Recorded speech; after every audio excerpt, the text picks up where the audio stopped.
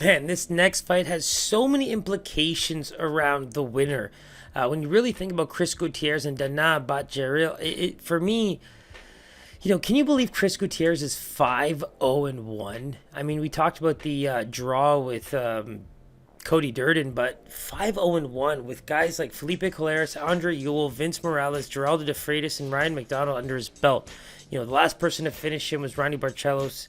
He's got fights against Jimmy Flick under his belt. He beat Timur Valiev via split decision and lost him via decision right after that. I mean, there's another, talk about a trilogy in the making. But, he's just proven to be so elite over time. And I think if you talk about fighters that have come out of the pandemic looking really good and building themselves a much bigger name, I think Chris Gutierrez is one of them. He had a lot more eyes on him with the Apex performances. Those leg kicks are now becoming such a big talked about item in the UFC, and he has a big part to play with that.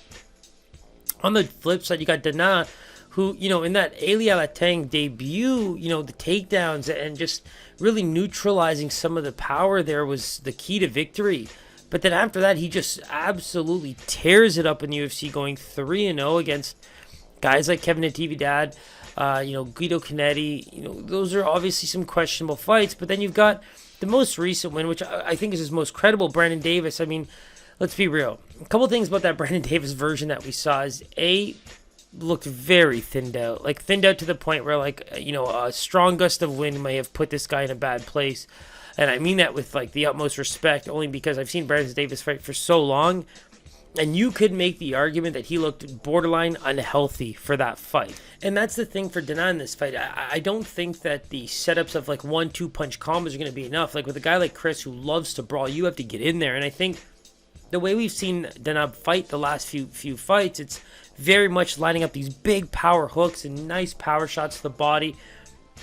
I want to see more of that. I think he needs to avoid the ground. I think he does his best work on the feet. I think Chris Gutierrez is going to welcome a striking party for the most part. I'm curious if those leg kicks come into play very early, because I think with Danaa and the power shots that are available to him, those leg kicks, man, they're going to be deadly, and they're going to be very, very, effective to get him off of those power shots early on. And then with Chris, it's very much being durable and then going the whole 9 yards for 3 straight rounds, right? That's where I see this fight is such a close fight. I think it's really hard to call. And if I'm, well, I am a gambling man, but if I were to guess where all the action is going, I mean, you talk about a fighter who's just finished 3 guys in a row in the first round. I mean, it'd be hard for me to say that Danaa's not getting all of the bump for this one. So I'll be honest, I think this is very much close to a pick'em, just like the last fight. And in terms of path to victory, I think Chris Gutierrez has a very realistic one. He saw Elia Latang kind of have his way on the ground with him quite a bit.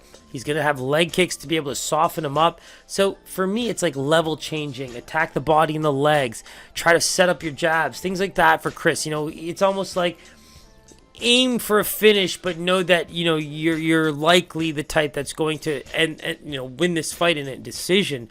And I mean, against a guy like Danaa, I think that's the way to go, because if you can get out of that first round, who knows what you might be able to accomplish. So let's go with something close to a pick'em. I actually like Chris Gutierrez a little bit in this fight. The more I look into it, the more I'm thinking to myself, he definitely has the edge here in just the MMA perspective and that durability factor. So let's take a look. Line has not moved at all. Danaa coming in as a -150 opener. Pretty much the same. Then you've got Chris Gutierrez, +130 dog, now sitting at about a +140.